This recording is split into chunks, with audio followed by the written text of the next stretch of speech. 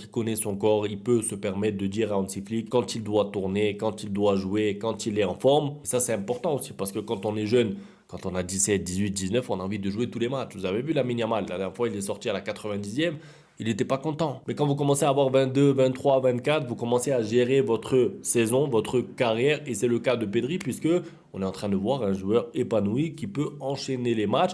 C'est un peu le cas aussi de Dembélé là-bas au PSG, qui ne s'est pas blessé l'année dernière, il ne s'est pas blessé cette année. Alors on peut toujours revenir sur le staff médical du Barça, est-ce que c'était les responsables et tout. Mais quand un joueur commence à connaître son corps, commence à savoir quoi faire, ne pas faire, et d'ailleurs c'est Pedri qui l'a dit lui-même en début de saison, j'ai compris quelque chose sur mon corps, j'ai compris comment gérer mon physique. Alors on ne sait pas si c'est l'alimentation, si c'est l'hygiène, si c'est le travail, si c'est la musculation. Je pense que c'est un ensemble de tout. Et du coup, ça nous permet de voir Pedri chaque semaine sur les terrains. Et plus un match oui, 2 semaines non. Un peu comme Daniel Olmo en ce moment-là. Daniel Olmo, on ne le voit plus, on ne sait pas. Moi, je pensais qu'il était blessé 10 jours. Au final, ça va faire 20 jours, 25. Bref, Pedri, bien sûr, nous a régalé. Et lui, c'est un peu comme De Jong. Ça veut dire que s'il continue comme ça, il va nous faire beaucoup de bien sur la deuxième partie de la saison. Lamine Yamal égale Messi, c'est clair. Bon, quand même, restons mesurés. Mais 17 ans, ce qu'il fait en tout cas, c'est incroyable. Et les comparaisons avec Messi, en fait, elles vont continuer. Ça veut dire que ça y est, j'arrête de me battre pour que les joueurs ne soient pas comparés. C'est pas possible parce que c'est deux gauchers, parce que c'est le Barça, parce que c'est la Masia, parce qu'il y a plein de choses qui fait qu'ils seront comparés. Maintenant, moi, si vraiment je devais le comparer plus à un joueur,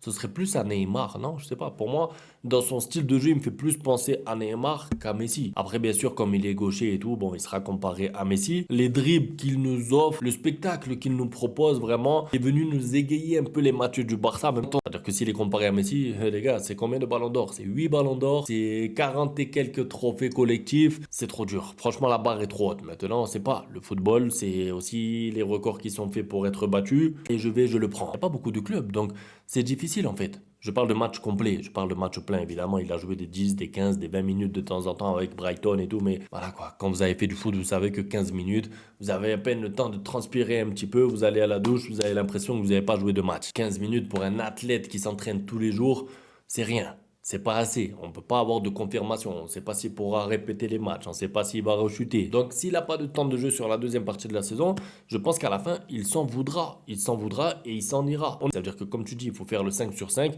Il faut passer en Coupe du Roi en demi-finale. Voilà les objectifs pendant que les autres équipes vont lutter, vont devoir faire tourner des rotations parce qu'ensuite, ils ont des matchs en jeu en Ligue des Champions. Voilà, je suis content.